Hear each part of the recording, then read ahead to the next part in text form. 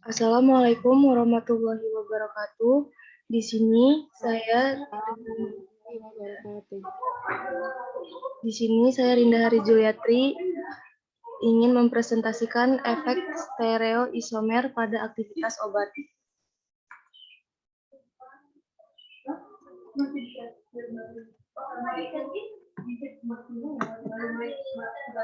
Pendahuluan, kiralitas menempati posisi penting dan merupakan faktor utama dalam menentukan peran dan sintesis obat. Kiralitas telah membantu dalam mengembangkan banyak obat dengan menggabungkan dua molekul yang hanya berbeda dalam susunan parsial atom mereka sehingga dapat memiliki aktivitas biologis dan dengan demikian efek yang berbeda juga pada tubuh manusia. Dalam industri farmasi, banyak obat digunakan sebagai produk kiral dan banyak dari mereka dipasarkan sebagai rasemat.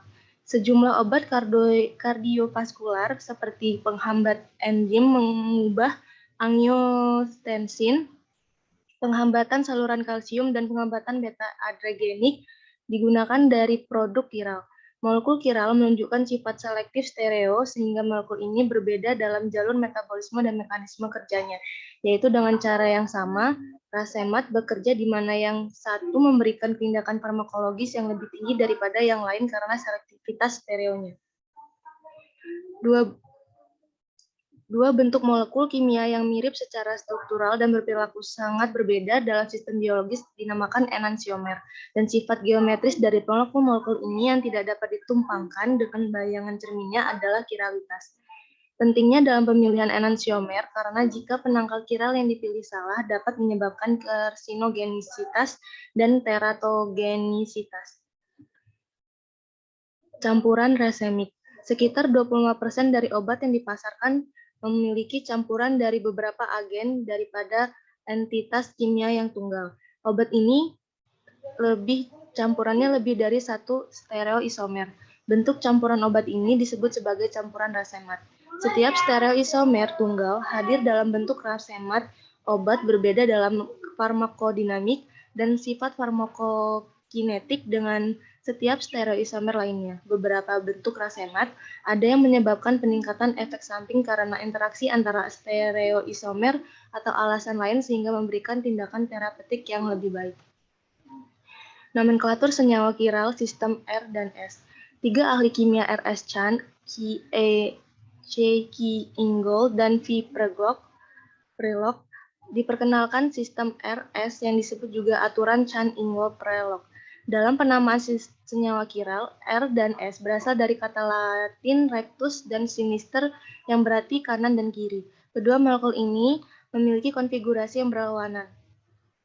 Sistem R dan S ditetapkan sedemikian rupa sehingga semua atom yang terhubung ke pusat kiral diprioritaskan menurut nomor atom.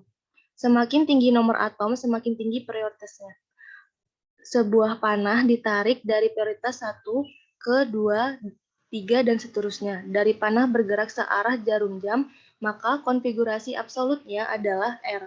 Dan jika panah berlawanan arah jarum jam, maka konfigurasinya adalah S. Obat dengan senyawa kiral. Dalam industri farmasi, banyak obat yang saat ini digunakan produk yang berbahan senyawa kiral dan dipasarkan dalam bentuk rasemat yang terdiri dari campuran equimolar dari dua enantiomer. Ada sejumlah obat dan agen kardiovaskular yang digunakan untuk pengobatan seperti aritma jantung, hipertensi, henti jantung, dan penyakit kardiovaskular lainnya. Terdapat dua jenis inversi kiral dalam obat-obatan yang meliputi inversi searah dan dua arah. Contoh paling umum dari inversi searah adalah NSAID yang termasuk ketoprofen, ibuprofen, fenprofen, dan lain-lain. Pada kelompok ini hanya S-enantiomer aktif dan menunjukkan sifat anti-inflamasi dan analgesik. Misalnya S-ibuprofen lebih poten sebagai penghambat COX1 daripada R-ibuprofen. Inversi kiral dua arah atau remisasi dapat ditunjukkan oleh temazepam, oxazepam, dan lorazepam. Obat antihipertensi seperti metildopam memiliki efek dalam bentuk isomer S dan dalam kasus peniselamin bertindak sebagai agen yang sangat ampuh untuk mengobati radang sendi kronis, dan isomer R sangat beracun dan tidak memiliki tindakan terapeutik juga. Etambutol merupakan obat antituberkulosis, sedangkan L-etambutol dapat menyebabkan kebutaan. Kedua yaitu selektivitas stereo dalam molekul kiral. Dalam selektivitas stereo di posisi obat telah diamati secara khusus untuk proses-proses yang berinteraksi dengan makromolekul kiral biologis, misalnya mekanisme transport aktif, pengikatan protein plasma, dan metabolisme obat. Namun, jika molekul kiral adalah substrat untuk mekanisme transport aktif, maka penyerapan preferensial dari isomer stereo dengan pengaturan spasial seperti substrat alami diperkirakan akan menyebabkan perbedaan isomer dan radiomer. Dalam metabolisme, diferensiasi stereo adalah hukumnya, dan metabolisme stereo selektif mungkin merupakan penyebab sebagian besar perbedaan dalam simpanan obat enantioselektif yang dihasilkan dari interaksi langsung antara obat dan makromolekul kiral. Enantiomer obat yang diberikan sebagai resenat akan berbeda dalam profil farmakokinetiknya. Yang ketiga yaitu farmakologi obat kiral.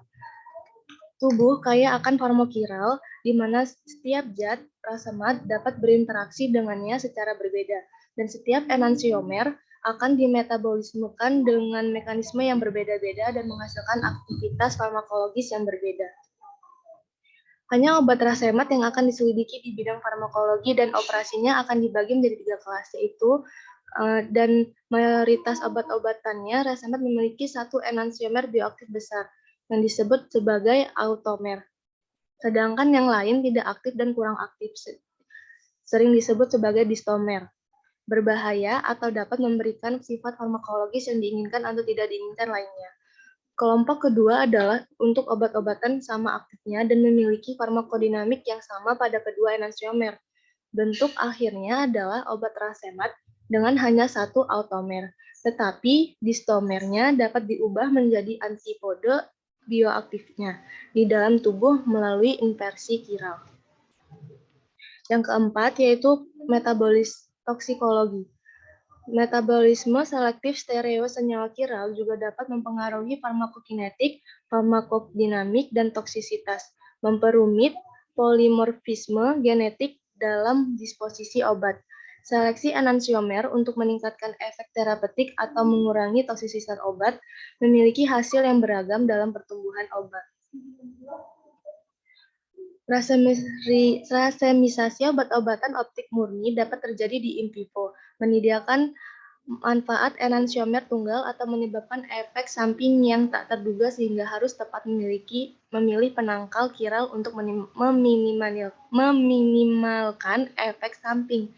Toksikologi lingkungan memberikan beberapa contoh di mana bioakumulasi senyawa, persistensi, dan toksisitas menunjukkan ketergantungan kiral. Dalam toksikologi forensik, analisis kiral telah diterapkan pada sediaan obat terlarang dan spesimen biologis dengan potensi untuk membantu dalam menentukan penyebab kematian dan membantu dalam interpretasi yang benar dari penyalahgunaan zat dan pemeriksaan doping. Karsinogenitas dan teratogenisitas dapat bervariasi antar enantiomer. Dan yang ini adalah referensi artikel tambahan, yaitu sintesis dan evaluasi stereoisomer katekin termetilasi dan turunan epigalokatekin pada modulasi multidrugs resisten yang dimediasi dengan P-glikoprotein pada kanker.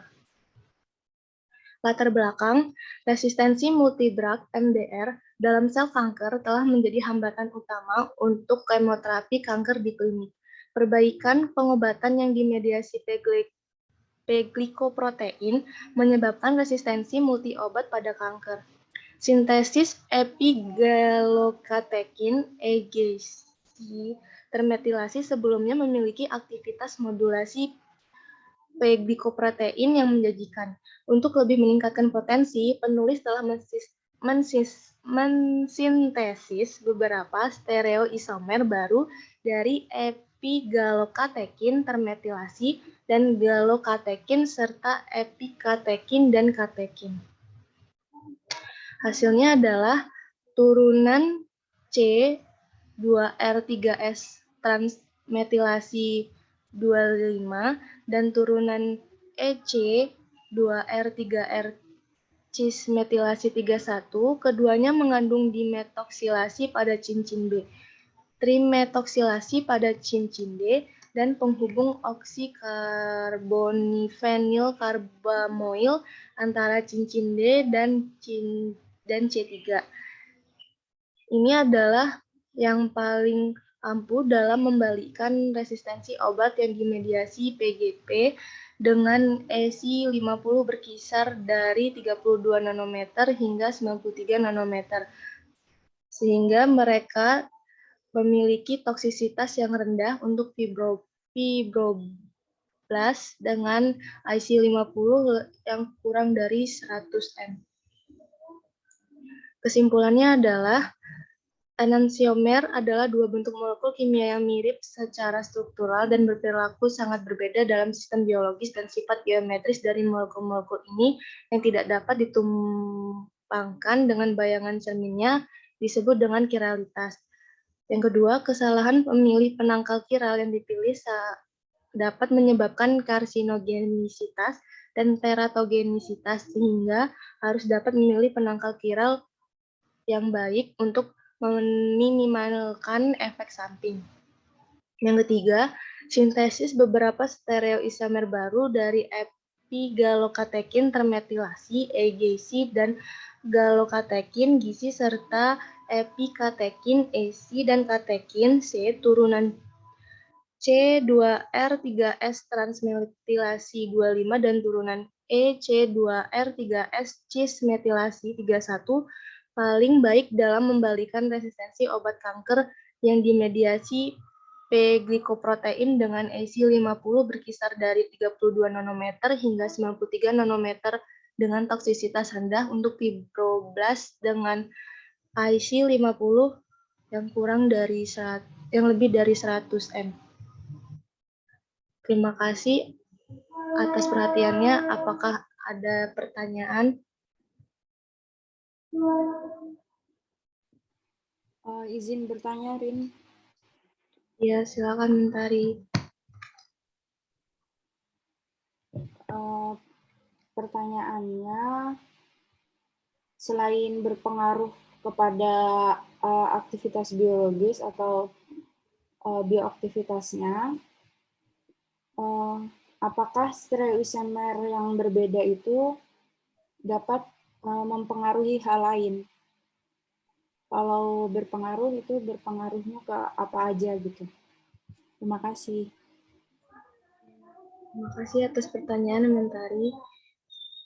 Selain berpengaruh pada aktivitas biologis, stereoisomer yang berbeda dapat mempengaruhi sifat fisikokimianya, fisikokimia lainnya, sehingga dapat berdampak pada seperti proses absorpsi, metabolisme, dan eliminasi dari senyawa obat tersebut. Apakah diterima? Jadi berpengaruh ke sifat fisik kimianya ya? Iya. Oke, makasih. Terima kasih Mentari. Apakah ada yang ingin ditanyakan kembali?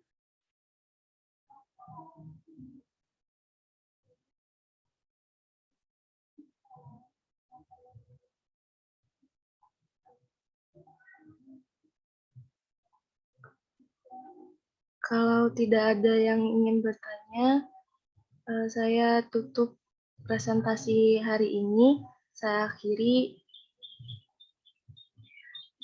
Wassalamualaikum warahmatullahi wabarakatuh. Waalaikumsalam warahmatullahi wabarakatuh.